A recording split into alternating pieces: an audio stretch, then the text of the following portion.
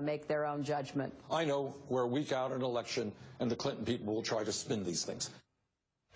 Joining me now from Chicago is Hari Sevugan, former spokesman for Obama for America and former National Press Secretary for the DNC. Thank you for being here, Hari.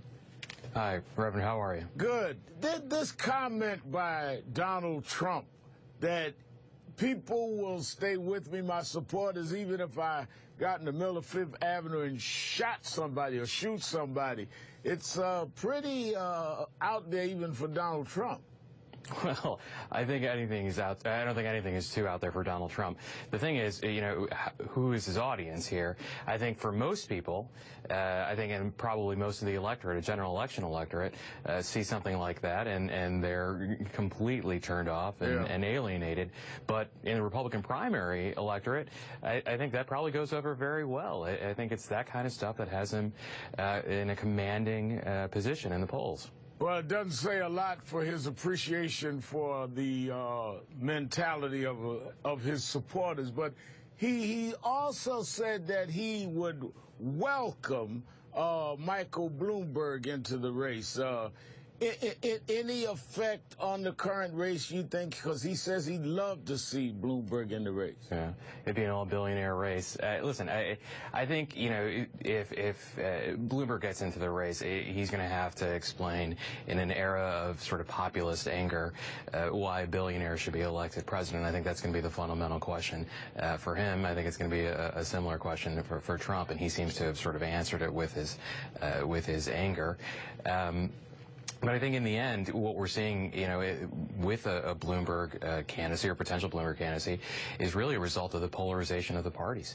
On one hand, you've got sort of this populist anger from Donald Trump and Ted Cruz, and on the other, you see a rise in sort of the anger and populism that you see in the support of Senator Sanders, and that gives rise to something like an independent candidacy that might present.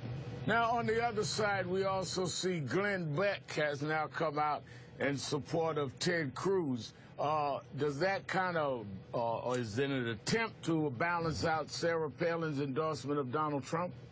Yeah, I don't know. I mean, it's funny. The Republican Party, I've given up trying to figure them out. But to the degree that anyone can, I think endorsements don't mean a lot. You know, Marco Rubio just got endorsed by the Des Moines Register. I don't think that means a lot for him. In fact, I think it's probably a negative.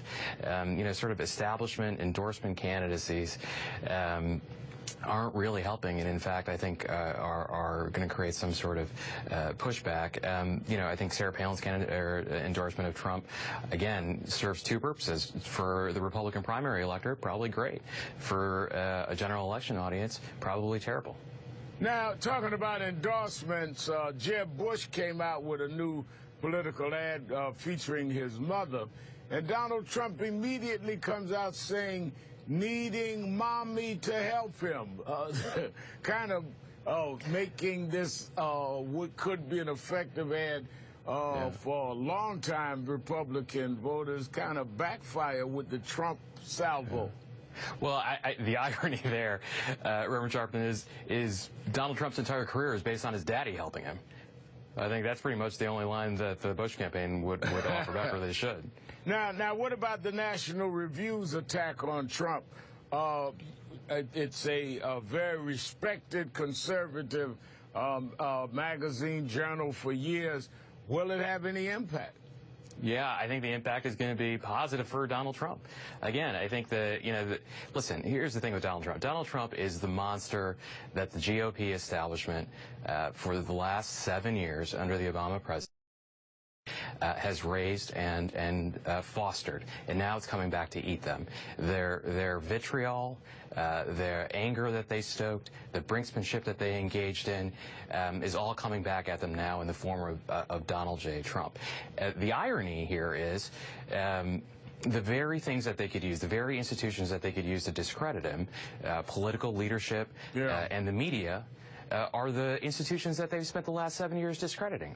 So, you know, the National Review comes out, that is an establishment attack on Donald J. Trump, and that just plays right into his message. You know, Harry, that is what has struck my attention a lot. It's like establishment. That word has become like a bad word now. You know, there was a time everyone aspired to take over the establishment. Now, no one wants to be called establishment. Yeah. Yeah, listen, I think, again, this is part of the anger that has been stoked over the last 7 years. And, you know, the way that it's playing out in this race is essentially anybody, including the National Review or the Des Moines Register, especially on the Republican side, getting behind a candidate is probably not a good thing for that candidacy.